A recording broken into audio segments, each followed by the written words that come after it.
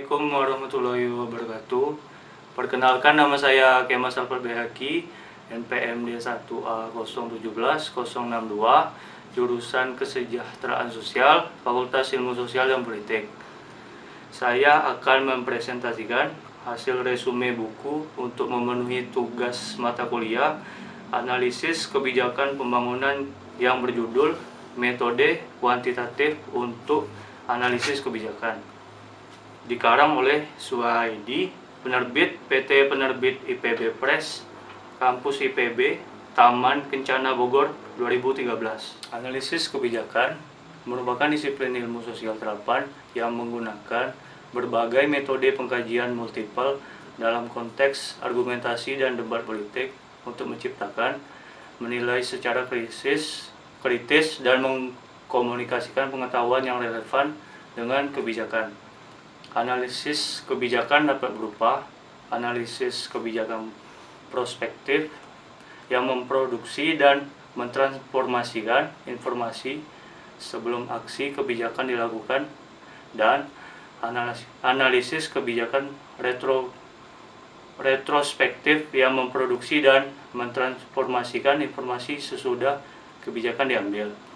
Proses analisis kebijakan adalah serangkaian aktivitas intelektual yang dilakukan di dalam proses kegiatan yang pada dasarnya bersifat politis. Aktivitas politis tersebut dijelaskan sebagai proses pembuatan kebijakan dan divisualisasikan sebagai serangkaian tahap yang saling bergantung dan diatur menurut urutan penyusunan agenda, formulasi kebijakan, adopsi kebijakan, implementasi kebijakan, dan penilaian kebijakan. Analisis kebijakan dapat menghasilkan informasi yang relevan dengan kebijakan pada satu, beberapa, atau seluruh tahap dari proses pembuatan kebijakan, bergantung pada tipe masalah yang dihadapi klien yang dibantu. Arus utama dalam pembuatan kebijakan yang berjalan saat ini biasa disebut sebagai model linear, model rasional, atau common sense. Biasanya urutan model linear dalam pembuatan kebijakan adalah: 1.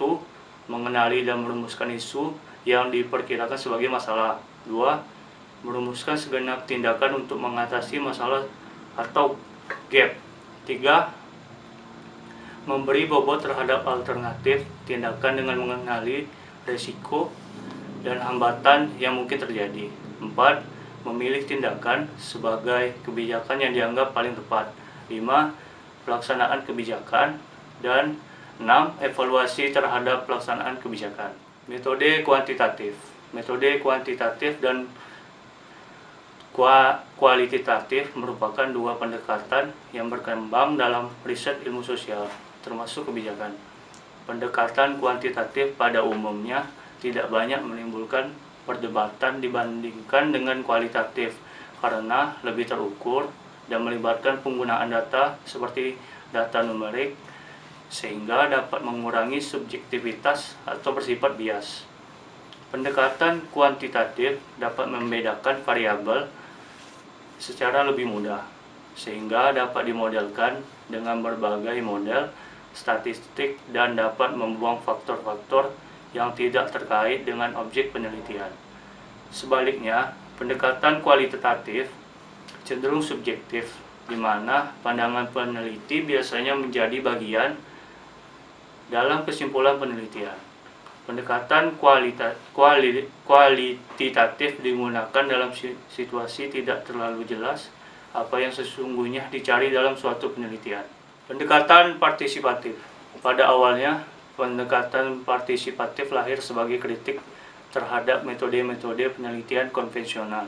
Dua di antara banyak metode penelitian konvensional yang menjadi sasaran kritik antara lain penelitian yang terlalu banyak menggunakan logika, sains, dan penelitian etnometodologis. Penelitian menggunakan pendekatan sains dinilai banyak mengandung kelemahan, antara lain: 1. Hanya menghasilkan pengetahuan yang empiris, analitis, dan cenderung tidak mendatangkan manfaat bagi objek, dalam hal ini masyarakat lokal. 2. banyak bermuatan kepentingan teknis untuk melakukan rekayasa sosial. Dan 3, memungkinkan terjadinya pencurian terhadap kekayaan pengetahuan lokal atau peneliti, sehingga sangat berpotensi untuk menyebabkan penindasan terhadap masyarakat lokal. Sebagai alternatif, dimunculkan pendekatan partisipatif. Kepentingan pendekatan ini adalah pelibatan masyarakat. Pendekatan ini menekankan pentingnya proses sharing of knowledge antara peneliti dengan masyarakat. Proses analisis dilakukan bersama peneliti dan masyarakat setempat. Hasil analisis tersebut langsung dikembalikan kepada masyarakat untuk disusun rencana tindakan bersama. Ukuran dari pendekatan ini adalah terjadinya perubahan sosial. Analisis stakeholder. Analisis stakeholder menjadi alat penting dalam mengidentifikasi para pelaku pembangunan. Pelaku pembangunan ini meliputi orang dan organisasi yang terlibat ataupun terkena dampak dari suatu perencanaan. Pemahaman yang jelas atas peran dan kontribusi potensial dari berbagai stakeholder merupakan prasyarat utama bagi proses perencanaan partisipatif. Beberapa manfaat dari analisis stakeholder adalah: 1. Memberikan gambaran jelas tentang stakeholder yang ada pengalaman dengan proses perencanaan partisipatif. 2. Memberikan kesempatan semua pihak untuk memahami kondisi dan dinamika masyarakat. 3. Memberikan data yang diperlukan untuk menentukan tujuan, sasaran, dan teknis pelaksanaan perencanaan pembangunan. Dan 4. Menyediakan data dasar bagi kepentingan evaluasi dan monitoring perencanaan partisipatif. Participatory Rural Appraisal atau PRA. PRA telah dikembangkan untuk memahami masalah dan membantu merumuskan kebijakan guna memecahkan pembangunan pedesaan. Sebagai suatu istilah memahami desa secara partisipatif, mencerminkan adanya perkembangan kelompok pendekatan dan metode yang memungkinkan masyarakat desa saling berbagi, menambah dan menganalisis pengetahuan tentang kondisi kehidupannya dalam rangka untuk membuat perencanaan dan tindakan. Dalam PRA, masyarakat sendirilah yang memiliki dan saling berbagi informasi. Orang luar hanya berbagi fasilitator. Selanjutnya, analisis prospektif atau AP.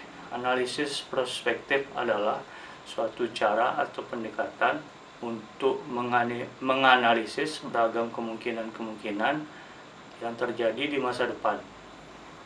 Berdasarkan situasi saat ini, tujuan dari analisis prospektif adalah: 1. Untuk mendefinisikan tujuan pembangunan jangka panjang dari sistem yang dipelajari. 2. Untuk menentukan strategi yang akan diikuti agar sistem mencapai tujuan. Strategi berupa rangkaian keputusan yang penting untuk mencapai tujuan dan dugaan untuk memperkirakan interaksi yang mungkin sebagai akibat dari setiap keputusan.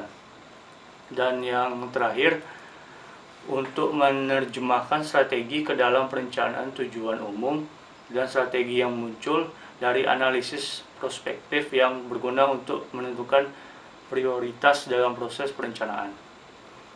Analisis prospektif dapat digunakan untuk mempersiapkan tindakan strategis dan melihat apakah perubahan dibutuhkan di masa depan.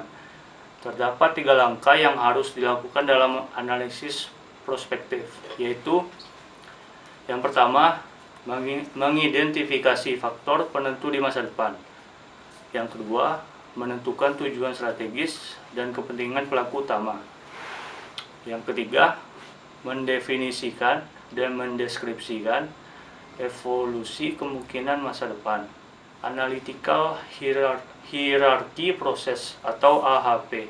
AHP merupakan salah satu model pengambilan keputusan multi kriteria yang dapat membantu kerangka berpikir manusia, di mana faktor logika, pengalaman, pengetahuan, emosi, dan rasa dioptimasikan ke dalam suatu proses sistematis. Pengambilan keputusan dalam metodologi AHP didasarkan pada 3 prinsip dasar, yaitu penyusunan hierarki, penentuan prioritas, konsistensi logika. Selanjutnya, manfaat AHP. Yang pertama, memadukan intuisi pemikiran, perasaan, dan penginderaan dalam menganalisis pengambilan keputusan. Yang kedua, memperhitungkan konsistensi dari penilaian yang telah dilakukan dalam membandingkan faktor-faktor yang ada. Yang ketiga, memudahkan pengukuran dalam elemen. Dan yang keempat, memungkinkan perencanaan ke depan. Multidimensional Scaling atau MDS. Metode MDS yang dapat memotret tingkat keberlanjutan pembangunan pada saat ini atau existing condition yang dilihat dari semua dimensi pembangunan berdasarkan hasil pengamatan lapangan, hasil perhitungan atau analisis ataupun data sekunder yang tersedia. Maka setiap atribut diberikan skor atau peringkat yang mencerminkan keberlanjutan dari dimensi pembangunan yang bersangkutan. Skor ini menunjukkan nilai yang buruk di satu ujung dan nilai baik di ujung yang lain, mencerminkan kondisi yang paling tidak menguntungkan bagi sistem pengolahan. Sebaliknya, nilai baik mencerminkan kondisi yang paling menguntungkan. Di antara dua ekstrim nilai ini terdapat satu atau lebih nilai antara bergantung diri dari jumlah peringkat pada setiap atribut. Demikian penjelasan dari saya. Apabila ada salah kata, mohon dimaafkan. Saya akhiri. Wassalamualaikum warahmatullahi wabarakatuh.